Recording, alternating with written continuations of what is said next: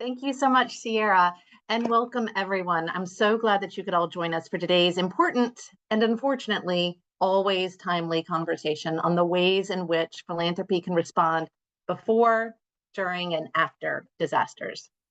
I did a quick scan of news reports earlier this morning and saw stories about flooding in Connecticut, Louisiana, Mississippi, and Texas just this month, with much of that flooding being caused by Hurricane Francine, which struck the Gulf Coast last week in the midst of what is predicted to be an above normal hurricane season.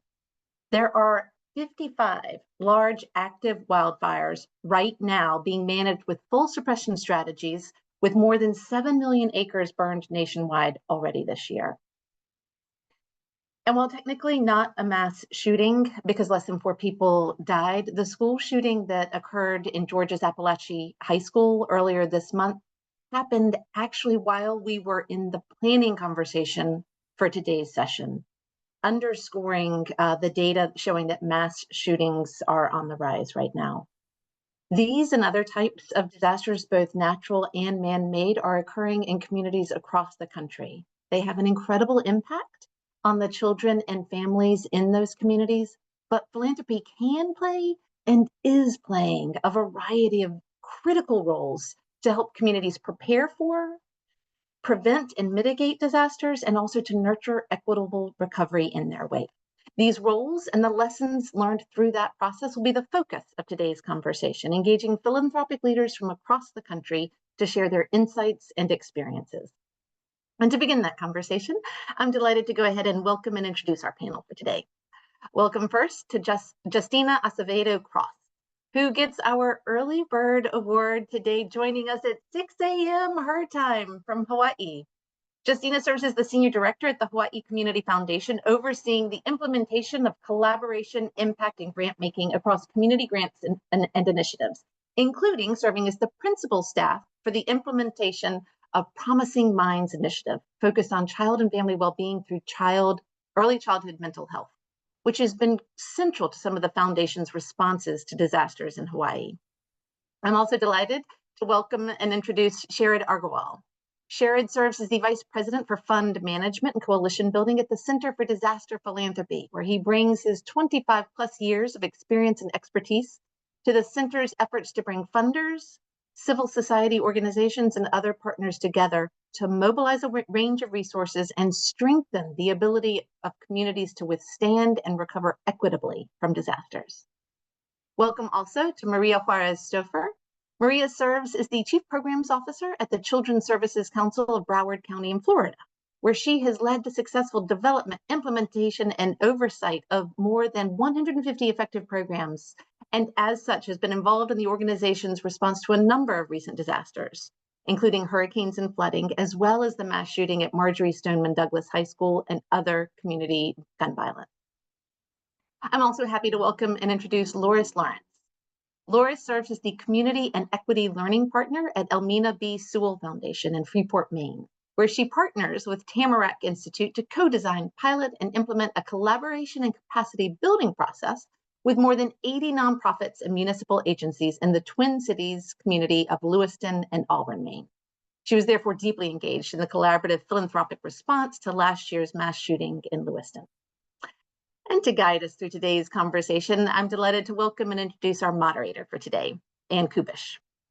Ann has more than 45 years of leadership experience in international and national economic development, social policy, rights and justice, and philanthropy. Most recently, she served as the president and CEO of the Ford Family Foundation, the largest private foundation in Oregon, before retiring last year to now serve in an emeritus role. While leading the Ford Family Foundation, Ann unfortunately had to guide the foundation's response efforts to a wide range of disasters, and therefore brings incredible insights to today's conversation. Thank you to all of our panelists for today. I'm delighted to learn with and from you throughout the conversation, and I'll pass it over to you, Ann. Thank you, Sarah and Sierra, for that introduction, and welcome to all of the participants. As Sarah said, it's unfortunate that we have to have this conversation, but we really do, because we have all been associated with so many disasters in recent years, whether it's fires, floodings, snow. We had one we called Snowmageddon. We had mass shooting. And, no matter what kind of disasters we all face, we know that humans are at the center of it. And we, as Philanthropy, have a real special role to play in responding to those kinds of disasters. We have flexible funding. We have incredible connections to our communities. We have staff with great expertise. We have credibility and links to all of the systems that need to be mobilized, whether it's for preparedness, for response, or for recovery. And I just want to say that I'm particularly honored to be the host today because, as Sarah mentioned, I unfortunately was involved in very many disasters over the course of my 10 years as the president and CEO of the Ford Family Foundation in Oregon. And there was a moment about 5 years into my tenure when one of my program officers came to me and he said, Anne, I think every year you've been here, we have had some kind of a disaster. We have had a mass shooting. We have had forest fires. We've had the worst forest fires in Oregon history. We had flooding, et cetera. And so rather than thinking about emergency response as something as a one-off thing that we set aside from our normal programming, perhaps we should think about developing our own internal capacity for responding, for preparing, responding, and helping recovery, because we know that this is going to happen routinely from here forward. So that is, I think, kind of a context for our discussion today. But to set the stage for it, we have three incredible leaders in their local communities. You've been introduced to them, Justina, Maria, and Loris. And we're going to start by asking each of them to spend a few minutes just describing their recent disasters in their communities that they experienced and how they, as funders, engaged in those response efforts. So I'm going to ask Justina first to step up and tell us a little bit about Hawaii. And our hearts went out to you when we heard what happened with the fires last year, but I know that there's so much more that you're dealing with now. Thank you, Anne, for the question and the opportunity to be part of this panel. I actually feel like this is a good time for us to learn all together about the work we can do to be more ready as funders and as a community supporting our youngest kids around disasters. So thanks for pulling up my slides. You can actually advance to the next one. I just want to locate a little bit about who we are, where we are. So the Hawaii Community Foundation is actually a 105-year-old foundation, and it really is a public charity. We have about 75 staff across all the islands. It does make us a little unique in that we're a statewide community foundation. And we really work together with community members and donors to create that equitable vision for the Hawaii that we want to see going forward. You can go to the next slide. What I wanted to share is in 2019, we really started to shift our work around and organize ourselves around what's called the change framework. And these are 6 sectors we really think need to be in place for Hawaii to thrive, both people and place. And those 6 sectors include things like health and wellness, that's the H letter, and education, which is the E letter. So you can see how they all relate to the grade level reading campaign as well. And in that time, one thing we realized through our disaster response is that those 6 sectors showed up in ways that you could start seeing some of the nuances and the cracks of these, what was maybe a challenge already in education. They just got more exacerbated by seeing that through the lens of immediate impact of a disaster. Off to the left of this slide, you'll see that these are, in my time, I've actually been at Hawaii Community Foundation for almost 7 years. And in that time, we've responded directly to 4 different events that are considered disasters and a few others along the way that were pretty close calls. So everything from flooding to COVID, and then the hurricanes that nearly missed Hawaii, as well as one that's maybe a little more unique to Hawaii, but lava flow that actually displaced a large number of community members and homes on Hawaii Island. And then what people know most recently is the 2023 West Maui fires and the aftermath of that, both for Lahaina, but other communities on Maui. So our primary response, we've we have really worked through setting up what are called strong funds, and these are established ahead of disasters. You can advance to the next slide.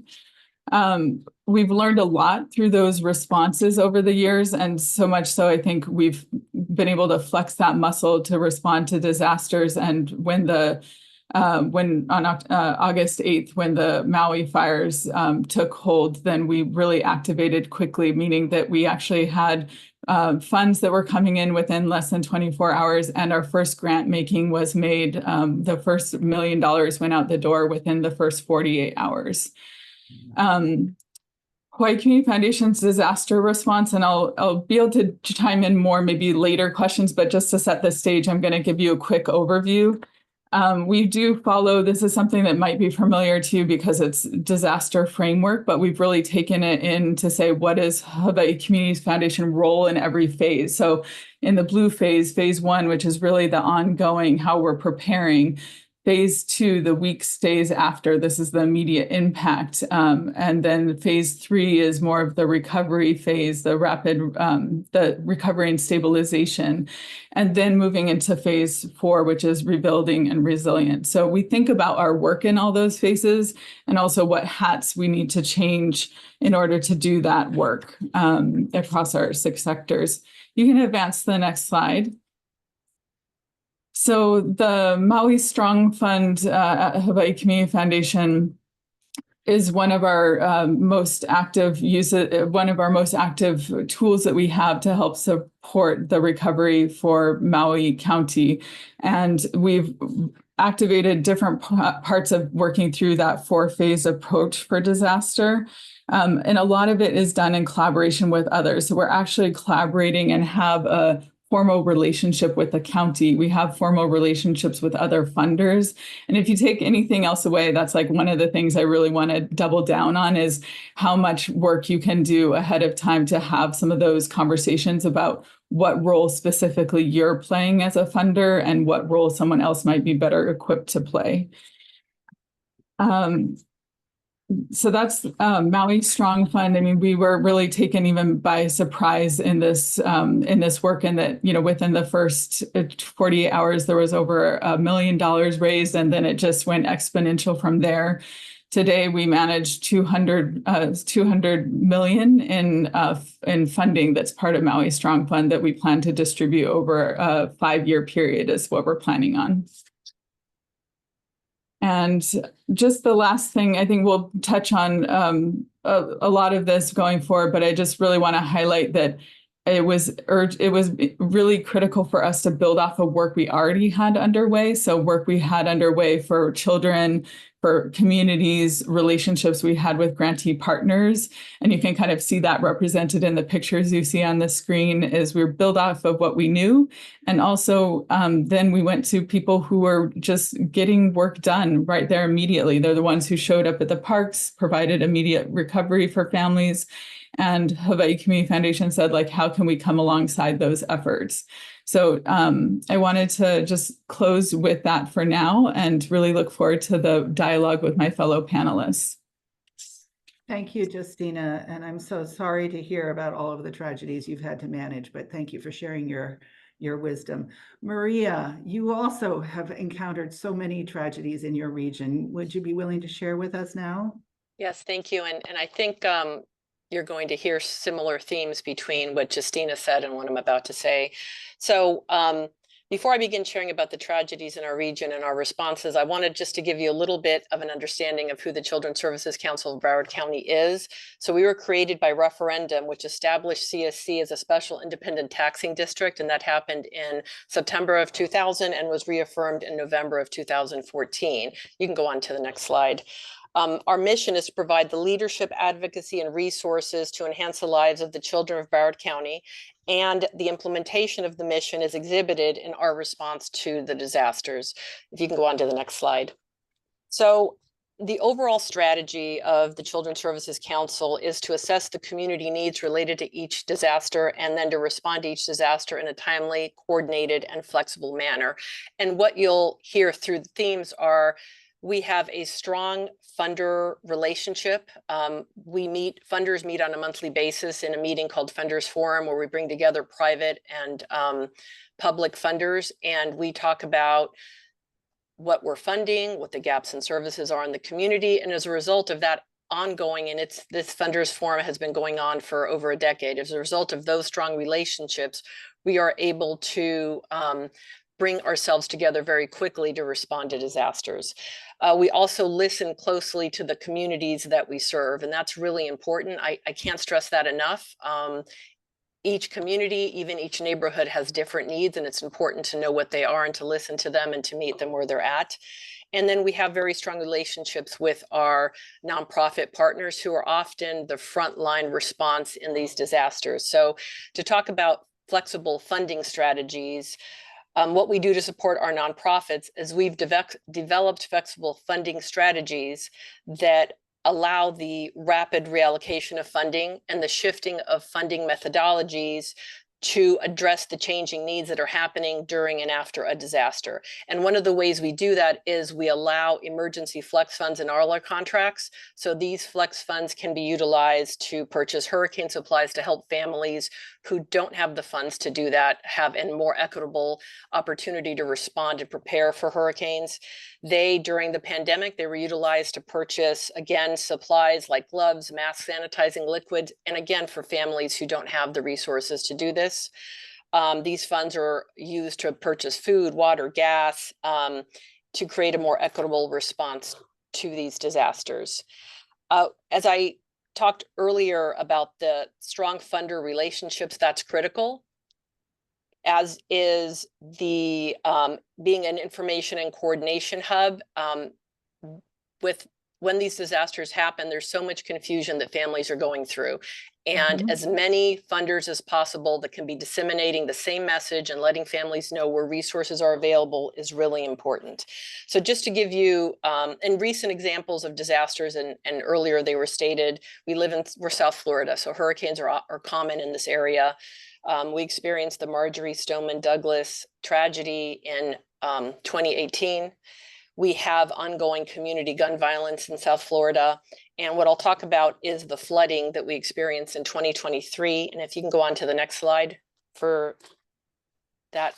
So because of the close relationships we have with the funders, we were able to activate Broward Cares, which is actually overseen by the Community Foundation of Broward County, the United Way of Broward County, and the Jewish Federation of Broward County. And then we joined in that response in order to address the needs of the families that had been impacted by this flooding.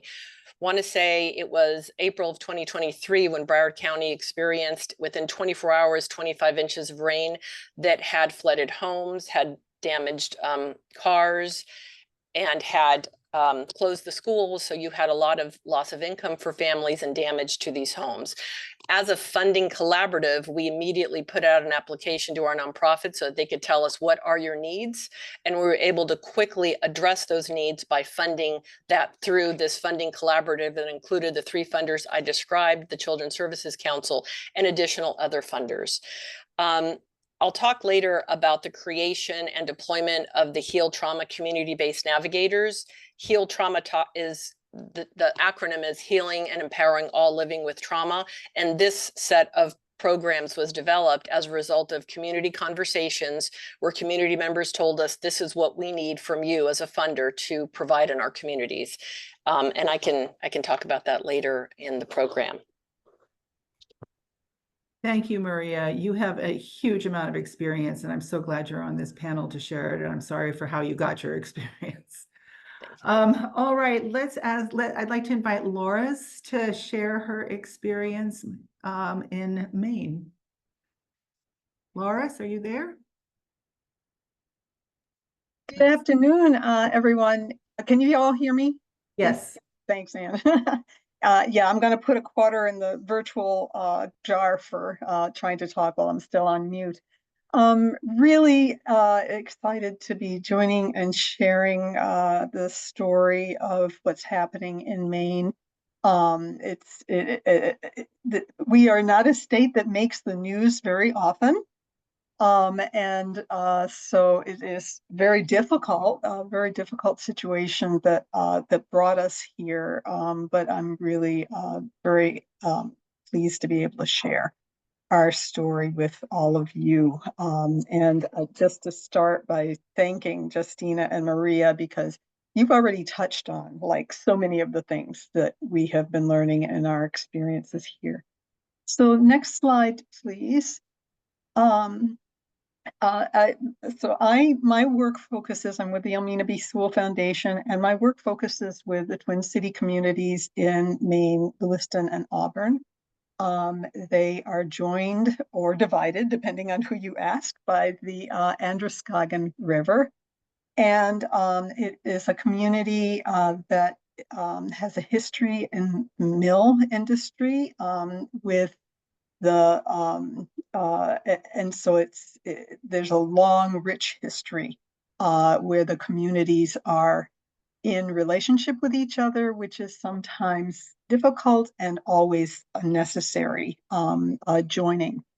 And there have been several disasters, as each of our previous presenters have shared, several disasters over the past decades that have joined the two communities. Floods, for sure, and severe weather incidents that happen frequently in these communities. The big one, which we haven't mentioned yet, I don't think, was the pandemic in 2020, which is really an important experience for us in LA, because it coincided with a process that the Sewell Foundation was supporting to assist the dozens of organizations in these communities to work better together. It's a very rich nonprofit ecosystem, but everyone was so busy that it really unfortunately took a disaster for folks to say, whoa, we really need closer connections. And during COVID, we were involved in a process that was supported by the Tamarack Institute to convene, so really using our convener role to bring nonprofits together and name and work towards shared goals. That was really, really an important context. Next slide.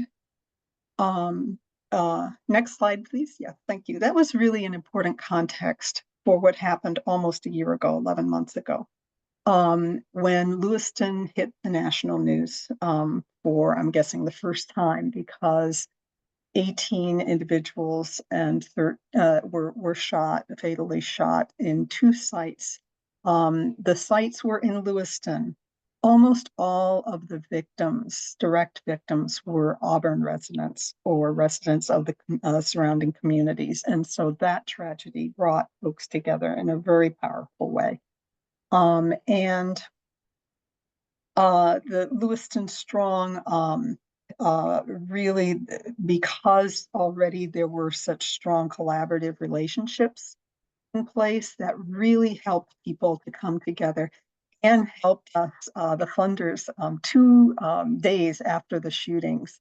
The Maine Philanthropy Center convened funders from Maine, and Anne joined us. And one of the first things she said was, nobody's in charge. And so you're going to really have to help the community to come together. And it was like, they're already doing it. And that helped us tremendously.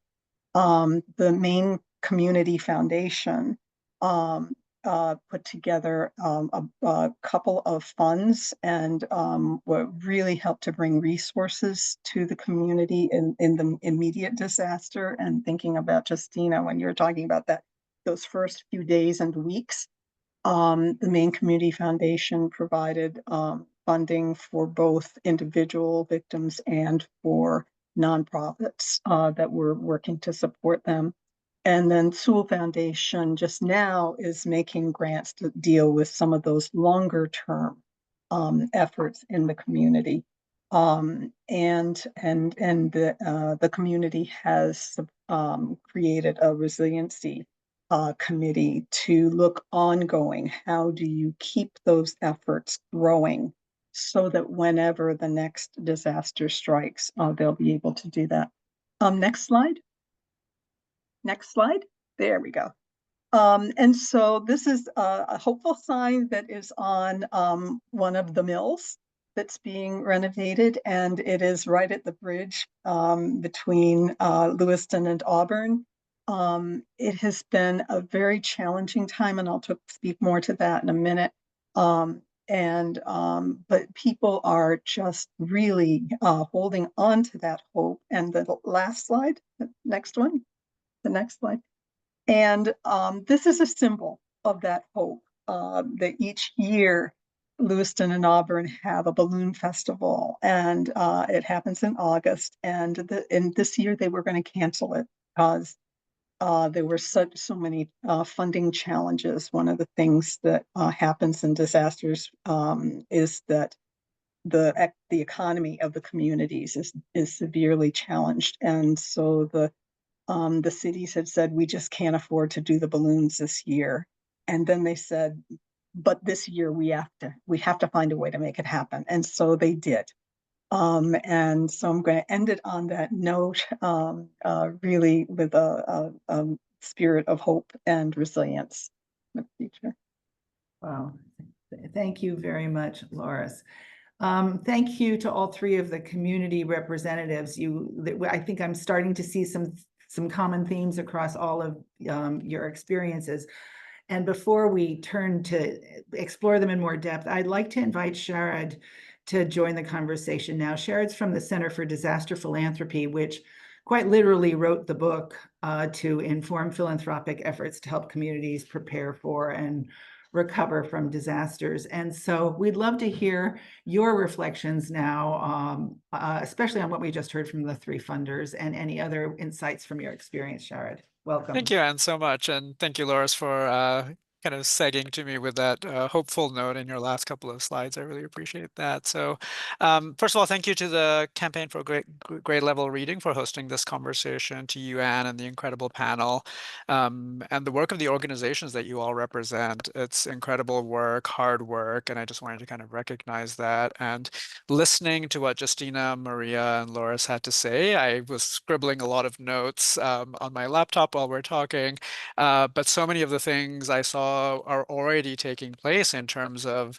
kind of better practices around disaster response and recovery. So that's wonderful to see. And I think it's really about how can we continue to kind of improve on that trajectory to kind of raise attention to disasters, communities affected by disasters, and essentially have better disaster giving, which is really the reason for CDP's existence. I also saw in the kind of chat box a few of our grantee partners at CDP, so that was great to see that also. I'm only about 6 months into my tenure at CDP, but have really appreciated the engagement with grantee partners, and I hope to kind of expand on that in the future. Yeah, with CDP, as I mentioned, we were formed about 15 years ago to really improve practices and information around disaster giving. So we do a few different things. We provide educational and advisory services, and we also make grants. And as a newer area of my work in particular, we're looking at how we support coalitions and organizations that come together in terms of having the right conversations around critical issues of concern, and how we move the space forward. Several of the things that we have been paying attention to more in recent years at CDP is a strong focus on equity, more attention to what we call low attention disasters. We have the very large disasters that are named, get a lot of media attention, but we also have a lot of disasters in the US in particular that have extreme impact at the community level, but maybe don't get as much kind of ongoing attention to their impacts, and then also the resources from a range of different stakeholders. So we want to be lifting those up. And then from the international space, kind of really wanting to look more at the complex humanitarian emergencies that similarly don't get the same level of attention that they deserve, but really should. And I think one of the guiding principles of CDP and its work is recognizing that there's a lot of resources in philanthropy out there, but such a small amount can really be identified as disaster-specific funding. How can we raise kind of more resources, but even more than the kind of raising of resources, but the allocation of resources to the communities that really need them, and those populations within specific communities that are traditionally marginalized or don't have access to resources, and really kind of thinking about philanthropy as a catalyst. What are the unique kind of positions and spending capacity that philanthropy has that we can really leverage to really hopefully see the change that we want to see to both kind of disasters and ongoing concerns at the community level. So one of the things I heard in the previous panelist conversation is that the work is already taking place.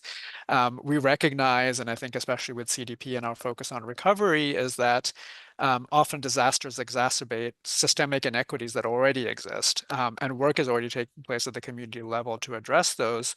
How can we kind of integrate those approaches, both the disaster and the recovery, but the longer term development and kind of sustainable approaches that are already being there, so we can kind of align the resourcing better and make sure that community organizations have really the resources and the capacity to respond. We really want to look at issues on a multi-dimensional level. So we look at housing, marginalized populations, education, healthcare, social services, and more. Not just a single issue in any one community, but recognizing individuals and households are facing multiple stressors, multiple impacts on their lives and livelihoods, and how can we come in as philanthropy, but also as specifically as grant makers, to start to think about holistic solutions at the community level. We also want to make sure that actors are looking at the whole arc of disasters. There was that great slide that Justina presented. And I would even go a level deeper to say some of it isn't in a linear manner. It's also cyclical disasters that we have to be attentive and responsive to. Just the example of Francine last week, the communities along the southern Gulf Coast in Louisiana in particular have seen 5 to 7 different significant storms or hurricanes over the last several years. And it's that constant kind of barrage of bad weather and then not being able to ever recover, fully. And it's that constant being under stress and wondering what's going to be happening next, which I know we're going to talk more about mental health, but there are some very important mental health implications of being kind of present in those particular environments. I think the other item that I saw from our previous panelists is a strong focus on collaboration. We'll talk about that more, but none of us can do this work together, and how we can really kind of join our unique skills, experiences, resources, but really leverage community-based assets in a more collaborative manner. I think that's really something that we want to constantly be paying attention to in our disaster and recovery giving. I could go on and on, but I would say the final thing is, and what I've really appreciated, is just the true learning from our grantees and other partners. We have so much that we can learn, and CDP, being an intermediary, has a privileged role in the ecosystem. We always want to be learning from our grantee partners, and have learned so much in terms of how the particular needs of communities need to be lifted up, attended to, and can continue to be focused on. And then finally, our approach is always to meet grantees and community partners where they are at. I think that's absolutely critical, and was also referenced before. How can we support existing knowledge and the practices that are taking place at the community level, and really kind of be where they are, learn from place-based learning, and be responsive to kind of community-driven interests. So I'll pause there and appreciate the opportunity to have this conversation with you all. Thank you all so much for that, the stage setting for that. I'm going to invite you all to turn your videos back on, and we can have a little bit more of a group discussion.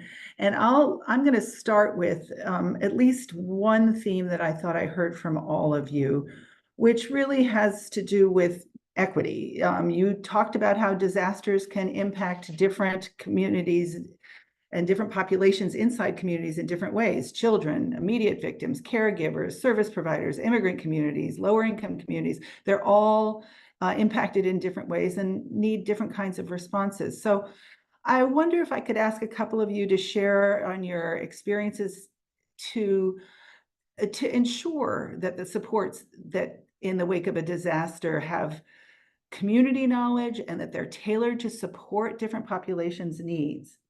So I'm going to call on Loris first to comment on that.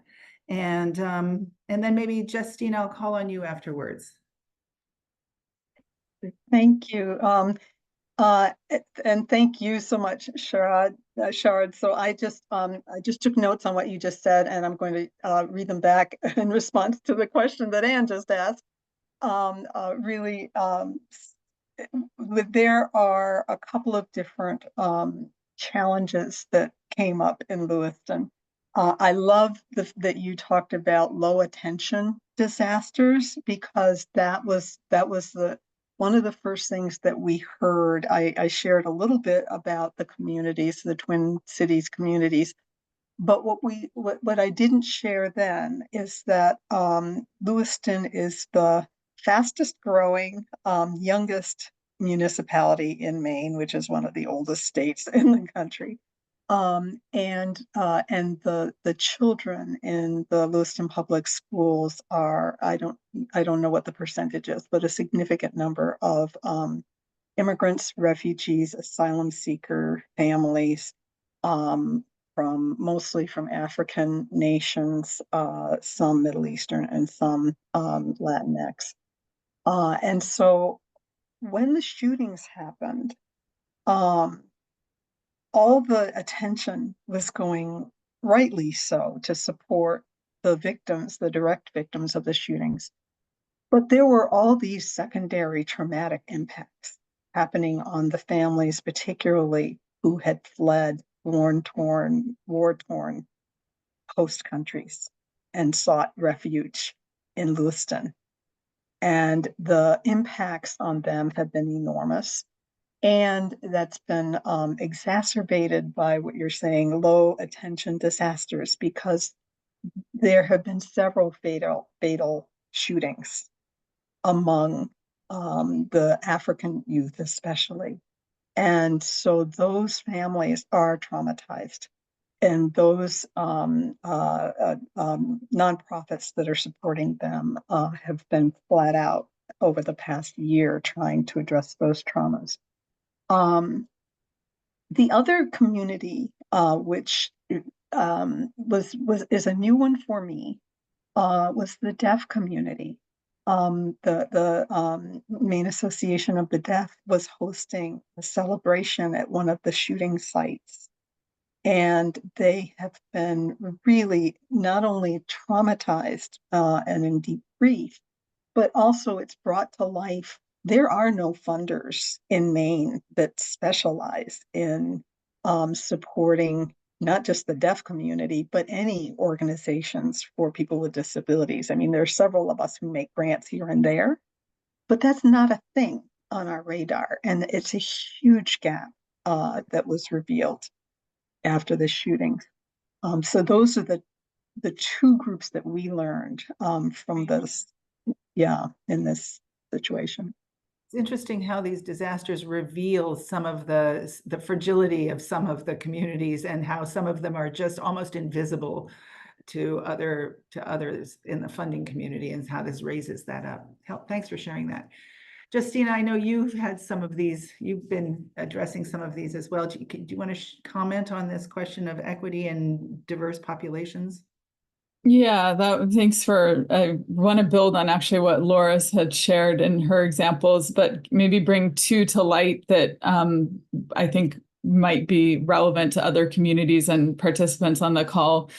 The two that come to mind when you asked this question, Anne, was really looking at childcare availability after the West Maui fires. And this is really important to think about as we're on a call, interested in grade level reading. But immediately following the wildfires, we actually had a 200-seat loss in childcare in Lahaina proper, the town of Lahaina, which is significant for the population that we had. And so thinking, nothing could be done quite the same way, right? Like the buildings were damaged, and at least 10 childcare providers licensed and registered had lost their settings, whether that was a childcare home or it was a childcare center.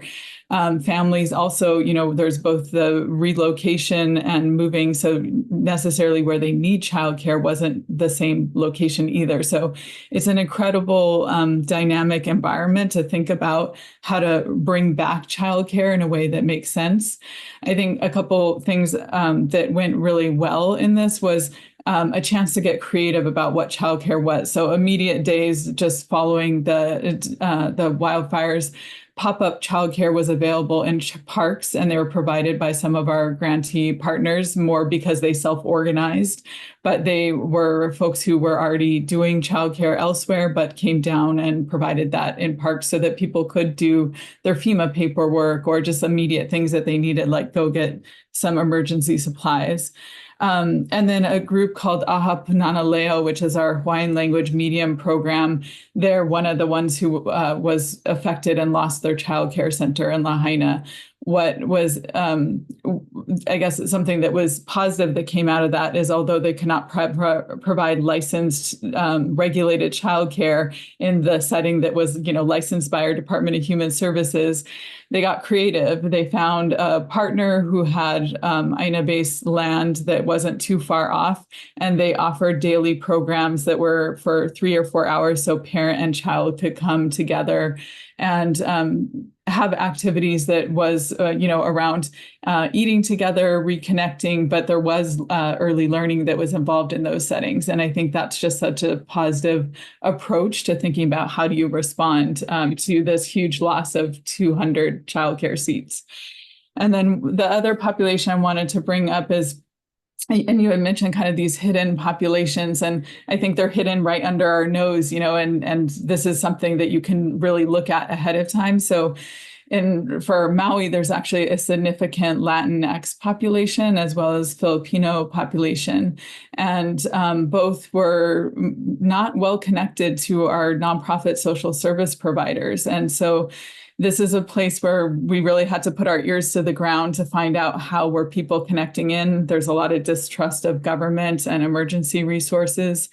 But we relied on partners like an organization called Roots Rebuild that had built trust in communities over time to just do that organizing kind of neighborhood by neighborhood work of connecting with like both Latinx and Filipino community. And they've become such an incredible partner for making sure those resources that are needed get to our communities there.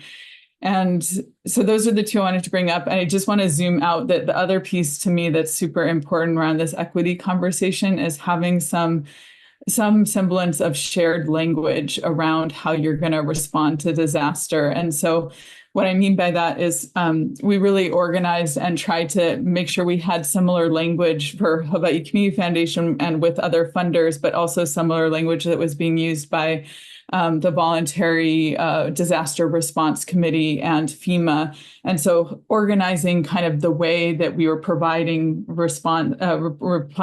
relief and grants and work under like health and human service category. This might be like disaster case managers, crisis counseling, other kinds of food security and support. And then under housing, that's been a huge important one, so that we have sort of a shared understanding. What are we trying to do in that area? And then around economic recovery.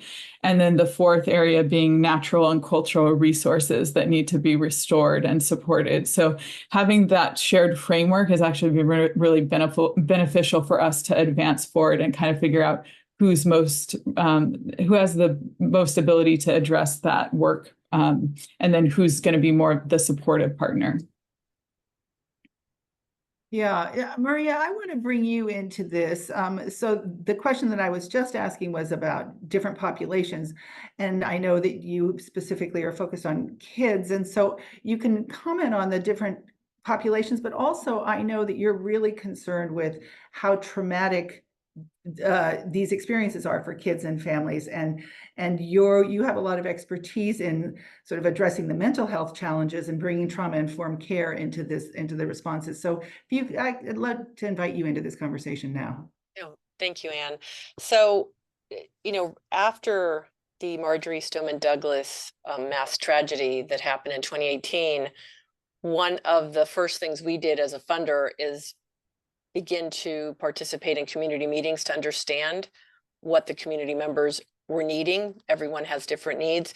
And through those community conversations, we found out that to access mental health services was a barrier to access it quickly, because depending on the funder, there's different eligibility criteria. So some funders may say you need a diagnosis before you can access, or there may be a copay that families can't pay. So we really have a very strong funding collaborative in Broward County. We worked with our managing entity that oversees substance abuse and mental health services, which is Broward Behavioral Health Coalition, and CSC decided to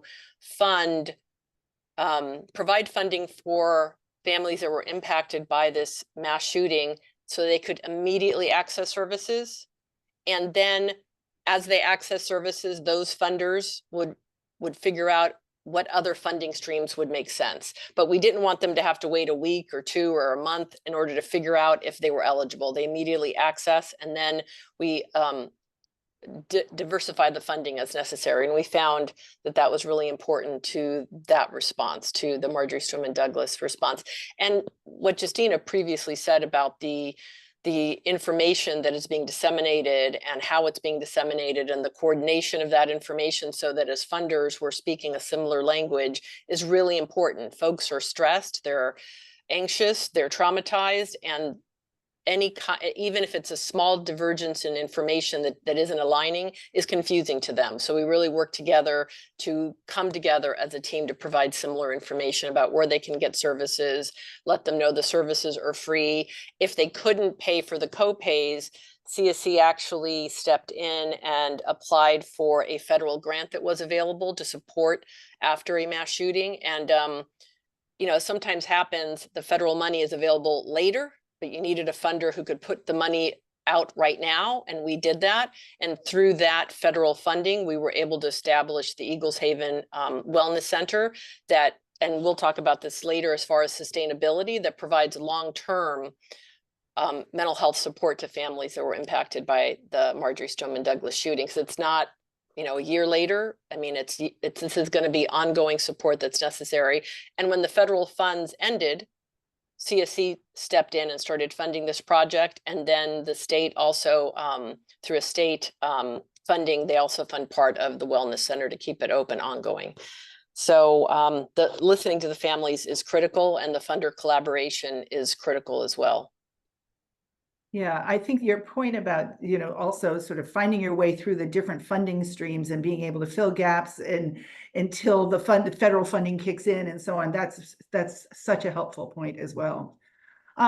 Justina and Lars, do you want to make a comment for a minute about the question of trauma-informed care and response? Anything you want to add at this moment on that? I would love to underscore just the paying attention to this piece around how you think about mental health, trauma, and resilience in this work. I think one of the things I can't take credit that we had the foresight for this, but in hindsight, it was very beneficial that we had already started this work in trauma-informed and trauma-responsive work, particularly for our birth to 5 population and their families. And that was through what we launched in 2019 called the Promising Minds Initiative. And so the first 3 years of that work saw us through a couple of disasters, including COVID and also the displacement from lava flow on Hawaii Island. And what we were seeing is the first book of work was really helping to train up our early childhood program providers so that they knew how to be issue spotters around early adversity, how to create supportive environments for kids and families. And they really did become those first issue spotters. They were trained, they were well networked, and they were ready to respond around a variety of different impacts that were happening for families, whether that was home displacement, job loss, or really people losing their homes in the wildfires. And then we've been able to take those lessons from the first 3 years to say, what do we need to repair and build in our system so it is better coordinated, so our our infants, toddlers, and preschoolers are part of our shared mental health system and services. And that's an effort that we've been working on over time. One of the biggest wins has been establishing both the state trauma-informed task force, but also within our executive branch, Governor Green has established the Office of Wellness and Resilience. And the big coordination effort that they've done for the Maui wildfires is actually pulling together mental health responders for volunteer efforts, but also for coordinated response, which has been invaluable because there's also a deep-rooted component of cultural approaches to mental health. Whereas if you hang up the shingle around mental health, people are not going to come to your tent in Hawaii. But if you can do it through providing like lomi lomi massage or something that feels more familiar, even just talking story, we call that kuka kuka. People are willing to show up, and it can be kind of an on-ramp if other services are needed. Yeah, thanks, Justina. Loris, can I invite you in for a minute of insight from your part? Yes, and I'll just tag on to what Justina just said, both in terms of supporting a range of different culturally appropriate trauma-informed approaches, but also the other group that that was a challenge and really important to support were the first responders, the schools personnel, care for the caregivers, that and we found in the experience of the Maine Resiliency Center, number one, that challenge that Justina just mentioned, if you call it come in for trauma-informed care, that's the last thing that a first responder is going to do. So how you frame it, how you invite is really, really important. The other, picking up on something important that Maria said earlier, is the gaps, what is funded and what is not. Mm-hmm. And so for first responders who are on a municipal payroll, they may not step forward for mental health supports that they very much need, because of stigma in the workplace, because of fears about the impacts and insurance status and employment status and that kind of thing. So those are some challenges that if funders are able to provide flexible funding to municipalities for those services, then that can be really, really helpful. One other thing that I'll just toss in here. The president came to visit Lewiston, as the president often does in a disaster situation, which is a really important show of solidarity, and it's a really big price tag for the municipality. So if a philanthropy is able to help municipalities with that piece, it's also really, really important. Yeah, no kidding. Thank you for that. Sharon, I want to invite you into this conversation now, because I think one of the things we've heard is that philanthropy plays many roles beyond that of writing a check.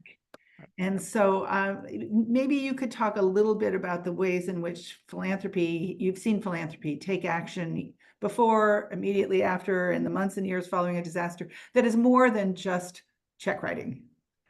Yeah, certainly. And I really appreciated listening into the previous kind of answers to those questions also. At CDP, we feel like we're in a very privileged position in being an intermediary and really connecting philanthropy to community organizations in the US and internationally, and allows our grant making to really kind of look at layered approaches to working with communities. So it's always with the recognition of the kind of expertise that we bring to our conversations with philanthropy and with community partners that we can bring somewhat of a technical assistance approach. So I say that carefully always wanting to make sure that, it's understood that we're working as locally as possible, listening to community need as much as possible. But I think one of the nice things that we do is, and Philanthropy can do, is to really take experiences from other disasters, locations in the US and around the world and really bring them to new contexts and new issues that are emerging. So what are those promising practices that we all can learn from? At CDP, we provide resources kind of publicly available on our website, but I think it's really the work of our fund managers and our grant managers who really talk to and listen to communities and really listen to kind of what might be missing. Often examples of the grant making that we give is around kind of helping communities get through that immediate period. And I know it's been mentioned in those first few days after a disaster, it's just about kind of essentially trauma and relief care.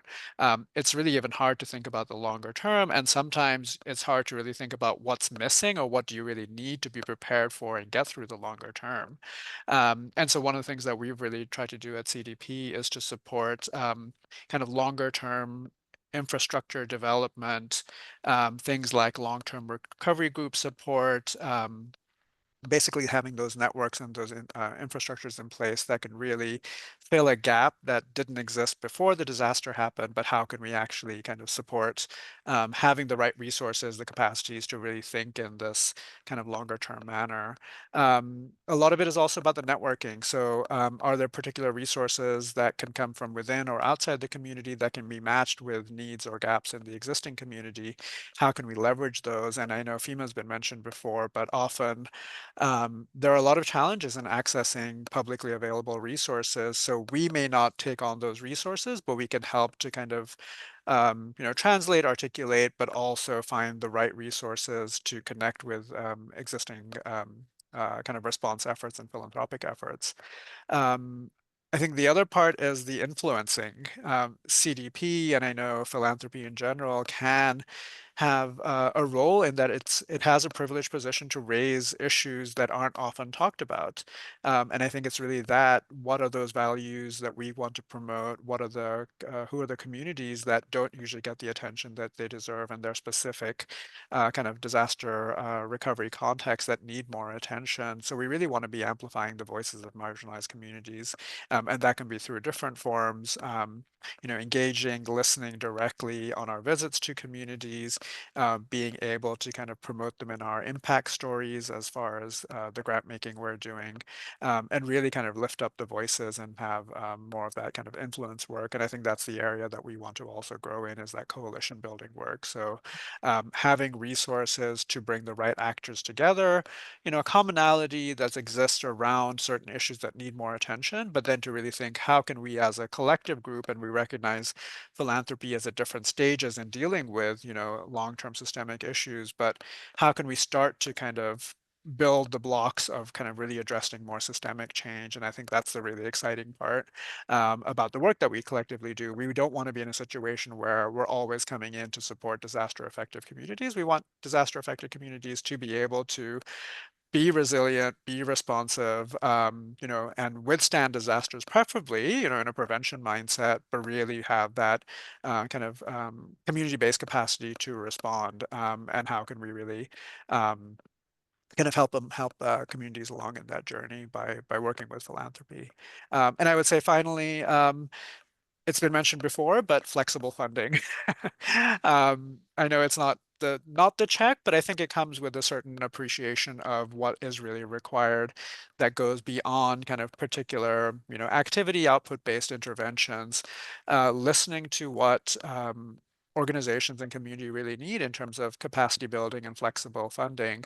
How can the investments now really set up an organization and a community for longer term preparedness for disasters and for ongoing community development in the future? And I think that's where more than just making a check, but really bringing in kind of knowledge and expertise around what are those drivers and factors of systemic kind of inequity can really make a difference in thinking about longer term solutions.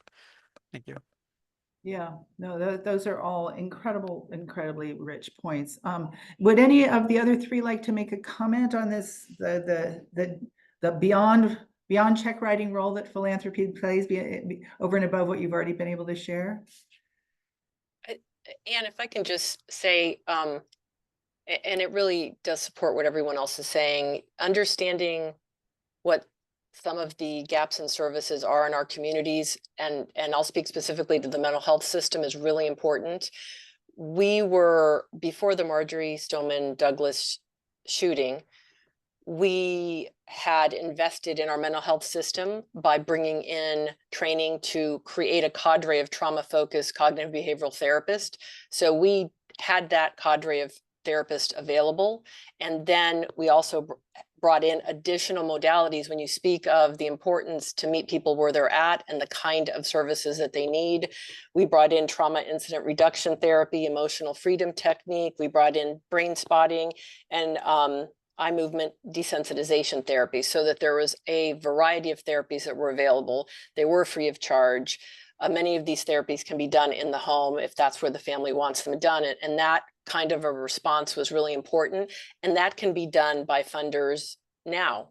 You can start accessing, analyzing what's available in your community and begin to grow that depth in your community so that you have well-trained clinicians that can support families for something horrible as the Marjory Stoneman Douglas mass shooting, and for chronic gun violence that happens in many of our communities, and where families are telling us that they need assistance to recover from that as well. Yeah, exactly.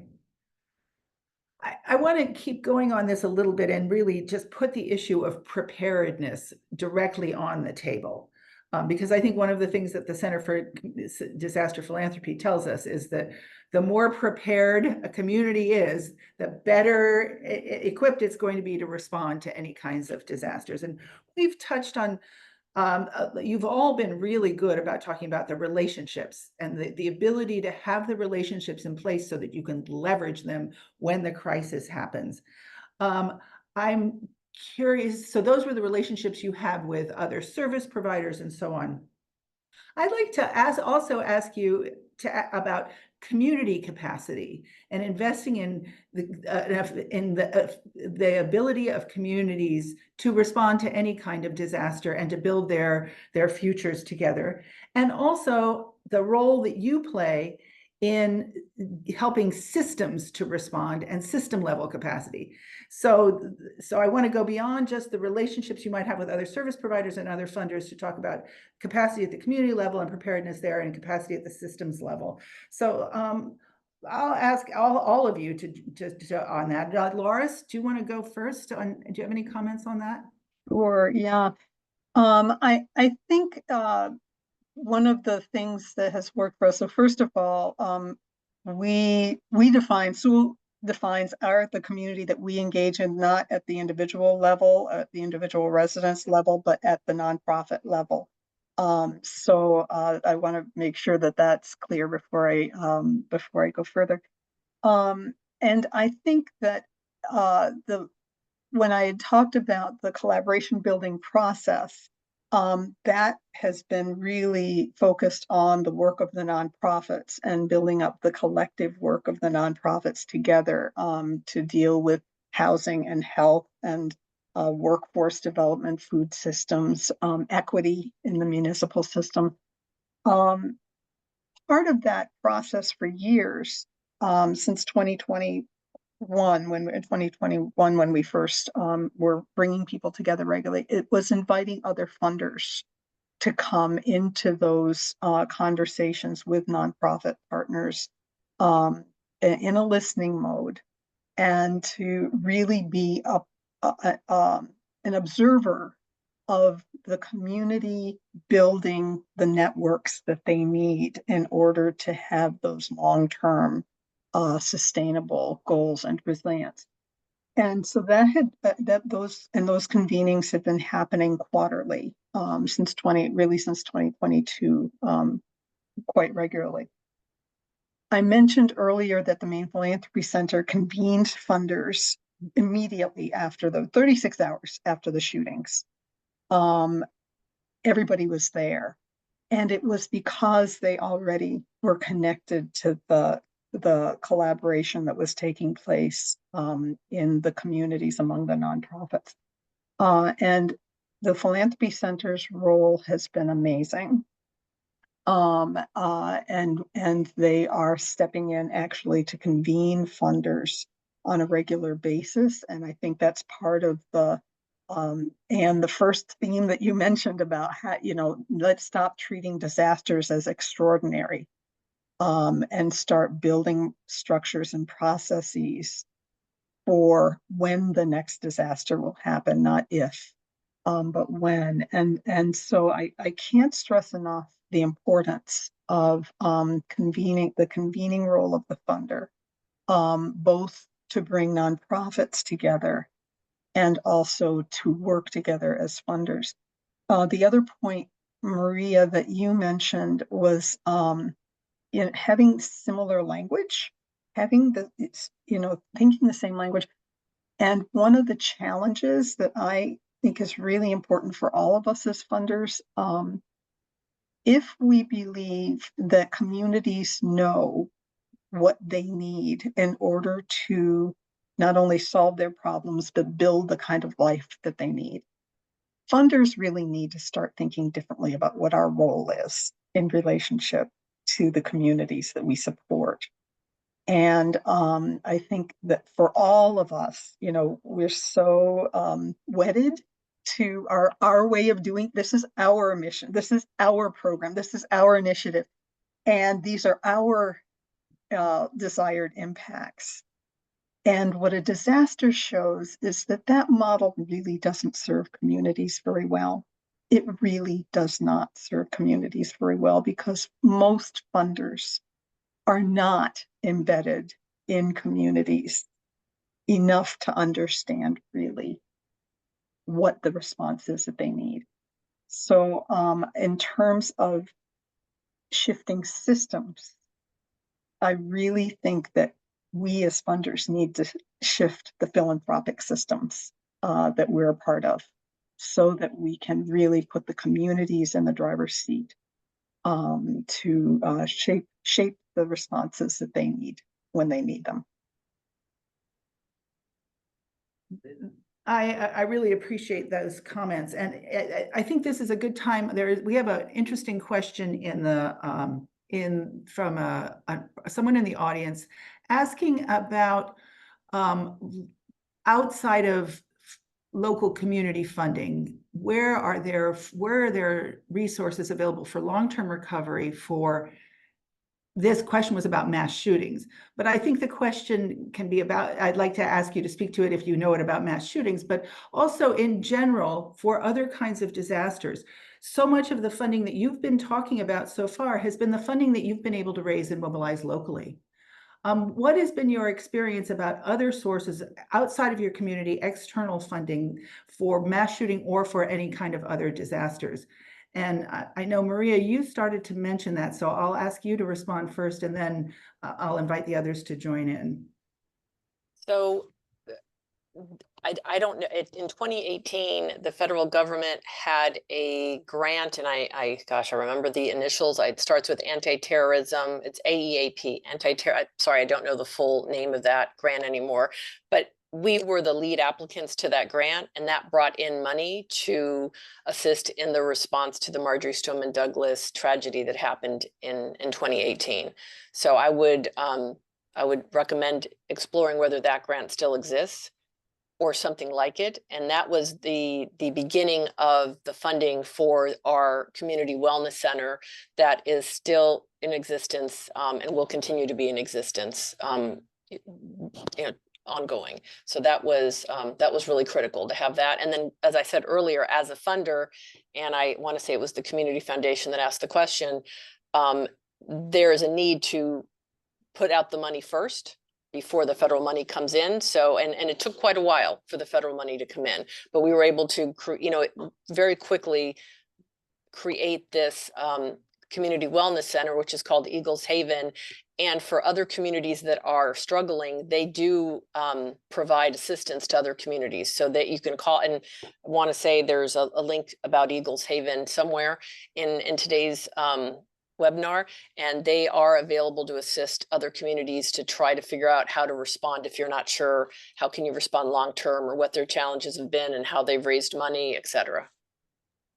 And as I recall, there's some very practical issues with getting federal funding in, so that if public agencies are responding, for example, they have to keep track of their time so that they can then bill back to the federal government later on. So don't forget to do that. Yes, and thank you. Early on. Very important. There's some mechanics to this that are really important. Yeah. Sharad, do you have any comment on other sources of funding that people can turn to? Yeah, that's our big kind of agenda at CDP. We've seen from our research in philanthropic giving in the time of disaster that even that small percentage that does go to disasters really does go to that relief stage. And it's really making that case that recovery is, I can't say is more important, but also needs to be funded, equitably. So I think it's really talking with and the case we're making to philanthropy is talking with your existing donors about the importance of, and we're happy to help kind of support that argument, but the case for recovery funding and not just relief funding, how investments in recovery dollars can actually reduce relief dollars in the future, but also address, ongoing issues at the community level. So as far as the resources that are there, yes, it's been mentioned in terms of kind of state and local, but also kind of philanthropic dollars that might be able to come in. I think one of the untapped areas is kind of individual giving. That's hard funding to kind of solicit for, but the flexible funding that come from individual donations allows for a lot of kind of more kind of recovery-oriented work, given the kind of willingness from donors to support longer-term recovery. But yeah, that's really the case we're trying to make is invest more in recovery, because traditionally the system isn't set up for recovery programming. So not any immediate answers in terms of go-to resources for those particular situations, but collectively that's the argument we want to be making to philanthropy. Yeah, I'd like to offer that one of the things Hawaii Community Foundation has done, actually one question I've gotten is like, how were you guys ready, like, right after the fire to, have funds come in and those resources?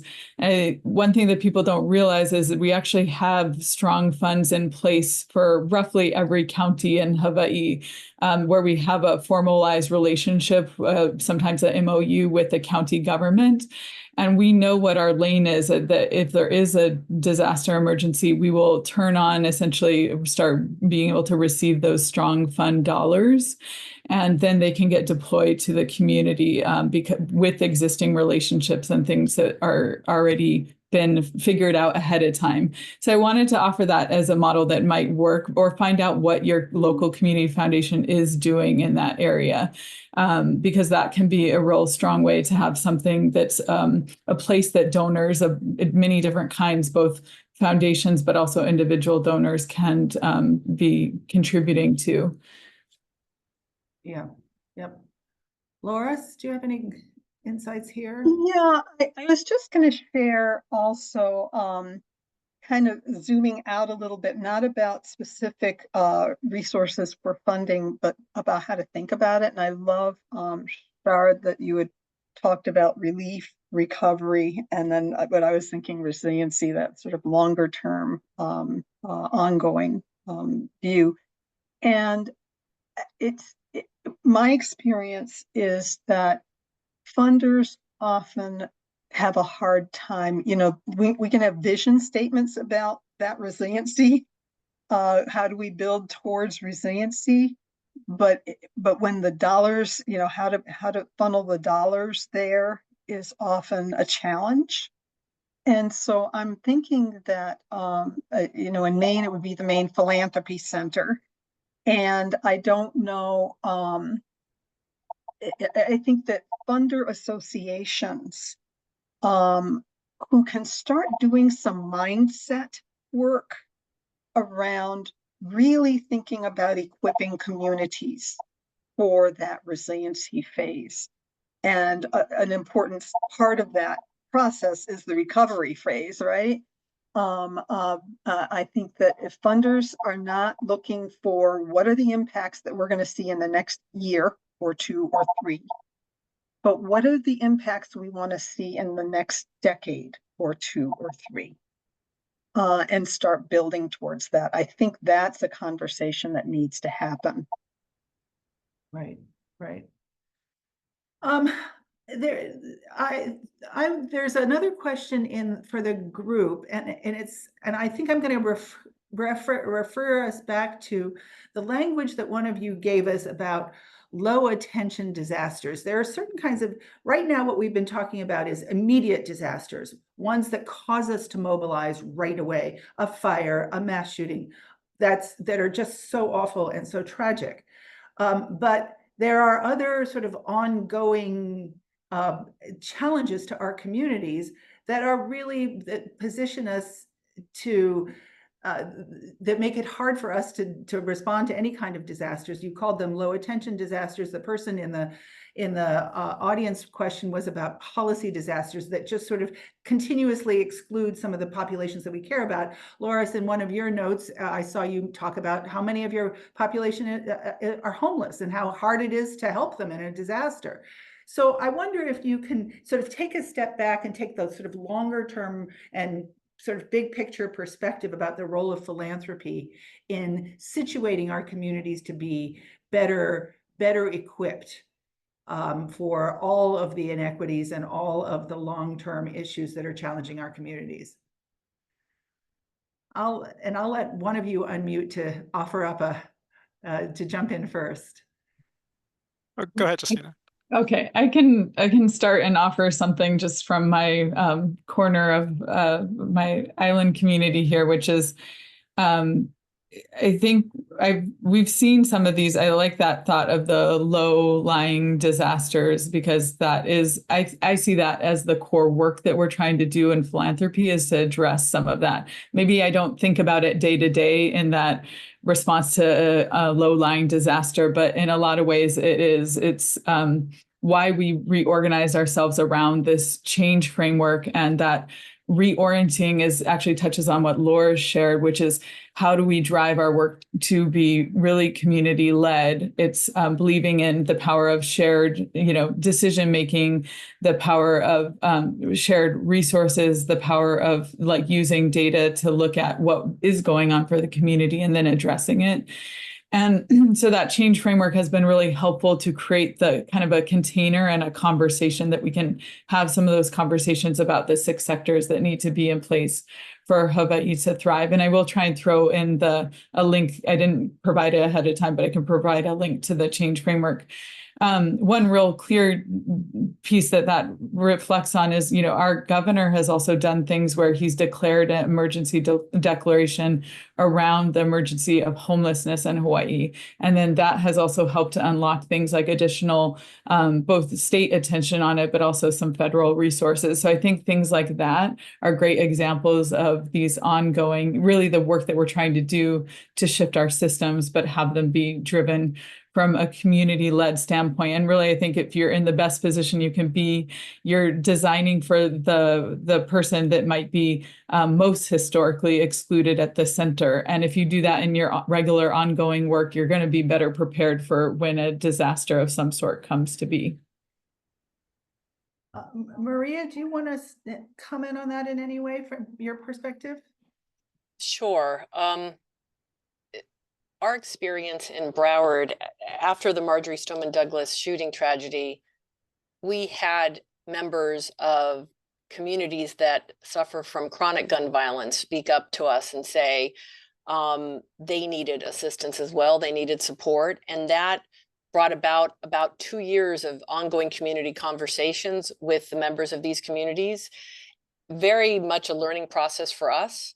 And I'll honestly disclose that I thought we understood what they wanted. We presented to them, this is what we're going to do. And they said, no, that's not what we want. So we went back to the drawing board, listened again. And then this is the evolution of programs that we have called Heal Trauma programs. And it's the HEAL. We have so many acronyms, but it's healing and empowering all living with trauma. And what the community members said to us was, we don't want you to fund a program that hires someone from another community. We want you to hire community members. We want you to hire our neighbors to help us. And that's what we did. And it's been a 3-year process. We're about to procure these programs again. It's been very successful. There's been a lot of pivots to get this to be successful, but so these community members, we're training them. They are helping their community and other community members navigate these systems of care. And then we are developing a feedback loop to us so that they can tell us this isn't working. This system of care that we're attempting to navigate has these barriers in place. And then we work with the folks, the funders that lead that system of care to resolve those barriers. So it's been a collaborative process to create these programs and then to work on removing the barriers that the community members are sharing with us, they're experiencing, and then training community members so that they are aware of the services that exist outside of their system. And then they're sharing with us what services don't exist that we never thought of that we need to bring forward to their cities. So it's been a really great reciprocal process of learning from each other and being more responsive to the communities and their needs. Loris, do you want to jump in here also? I was just thinking that the pandemic, I mentioned earlier that disaster really set Lewiston up to be able to respond very quickly when the mass shootings happened. And I think that whatever philanthropy can do in those moments, to learn with the community of what will work for them to be able to address the impacts, that's really, really important. I come back to my reference earlier to people with disabilities, because that is a population that was so not on our radar. And the mass shootings have taught all of us everywhere in this country, that is a population that is frequently left out of considerations. So in terms of putting policies in place, whatever philanthropy can do to support policies that really care for those who are systemically left out of these considerations very frequently and who are really impacted. Just thinking the one little piece, the communications piece, to make sure that everyone is in the loop and knows what they need to do, and has what they need in order to deal with a disaster.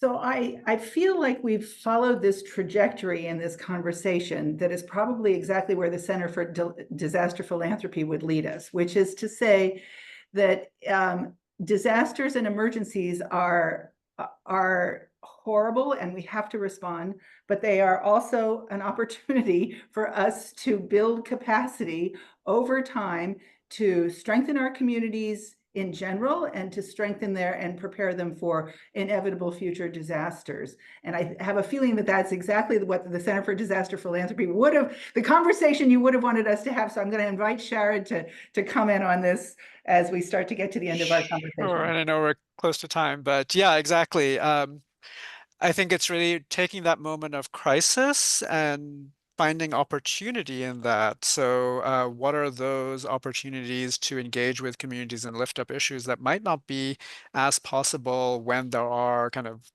chronic long-term issues taking place? I think we've seen, and I've seen from my own personal experience in the international setting, that really is when change can really happen. It has to be carefully done, carefully structured, sensitive to kind of history and kind of culture, but change can happen in that moment of crisis and really looking at kind of systems.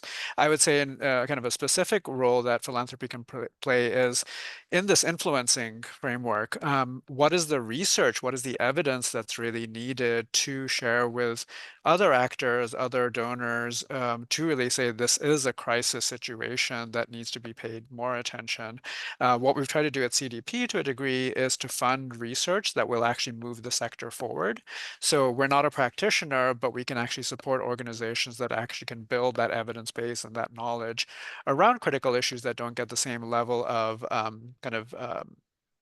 publish materials around them.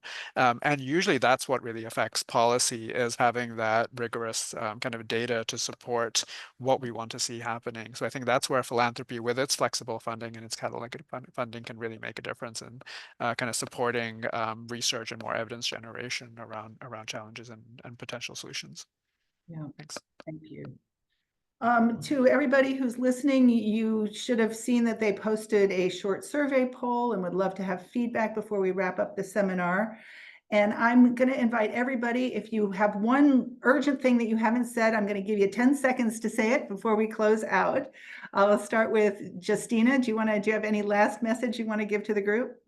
Yes, and I'll be brief, but I want to hit on something we haven't touched on. So sorry to go a little off script at the very end, but make sure to think about your staff too, as their experience for trauma in responding to disasters. It's so critical that we think internally as well, and we're all susceptible to that vicarious trauma of responding to any disaster. And there's lots of things that can be done around that, but I just want to say, staff are of the community. They are responding both in their professional and personal capacity. And I want to bring that to the table as a takeaway. Thank you for saying that. It's really important, because we are in a helping field. We often forget to take care of ourselves. And so that's really important. Maria, Laura, do you have any last minute comment? I would just emphasize the importance of listening to the residents of our community. In Broward County, we implemented a model called asset-based community development, which is the purpose is to facilitate opportunities to learn and listen to community members and build long-term relationships. So I would encourage communities to consider a model like that, so that you can have ongoing conversations with community members and understand what their needs are better. Thanks. Loris? Justina, thank you so much for saying that, because yes, that's absolutely true. And just, I think bringing people together, and this conversation has been an example of that, that anything we as funders can do to bring people together so that we're all ready to address the disasters when they come up, and also celebrate the good things too. And I'll put my contact info in the chat just in case anyone would like to follow us. Thanks. Okay, thank you all so much. I'm going to invite Sarah to come back on screen. You have been an amazing panel. I'm so sorry for the reasons why you've had to learn these lessons, but obviously you're brilliant and caring, and you bring so much heart to your work, and that really makes all the difference. And I wish you good luck to all of you as you continue to recover from your disasters. Thank you, Sarah, and the Campaign for Grade Level Reading, for bringing us together. Thank you, Anne, for moderating and as guiding us through this conversation, integrating the questions that we got from the audience into this. I'll just say ditto to what Anne said. I am so sorry that you all have the experiences that bring you to this conversation, but I'm really so deeply appreciative for you joining us today, to Justina, to Loris, to Shared, and Maria, and Anne again for moderating. And to all of you who joined in and learned and listened with us. I'd encourage you all to come back again this afternoon. We've got a session at 3 p.m. also talking about a really hard subject, family illiteracy, and the way that adults that struggle with literacy struggle to support their children and learning to read, and the impact that that has in terms of on poverty. Featuring a new documentary that is just signed the deal. It will be streaming on Peacock later this fall, but the film is Sentence. You can join that at 3 p.m. Next week, we'll have another double header, starting off with a peer exchange learning conversation at 1 p.m. Eastern with our partners at United Way Worldwide and Ascend at the Aspen Institute, looking at 2-gen strategies for promoting out of school time and delivering high quality programming for early learners and their parents. And in the afternoon, we'll have a session featuring 5 state chiefs of education, Connecticut, Colorado, California, Iowa, and Indiana, talking about how they are thinking about the impending ESSER funding cliff, and how they will continue to find funds and sustain efforts that are helping to move the needle and helping to close the gaps that were exacerbated by the pandemic, our most recent disaster that's affected all of us. I dropped the registration link in for those sessions in the chat and encourage you all to join us. But huge thanks again to our amazing panel today. Really appreciate the focus on listening to communities, learning from them, low attention disasters, lifting up, shining a light on those. Thank you so much. Have a great rest of your day.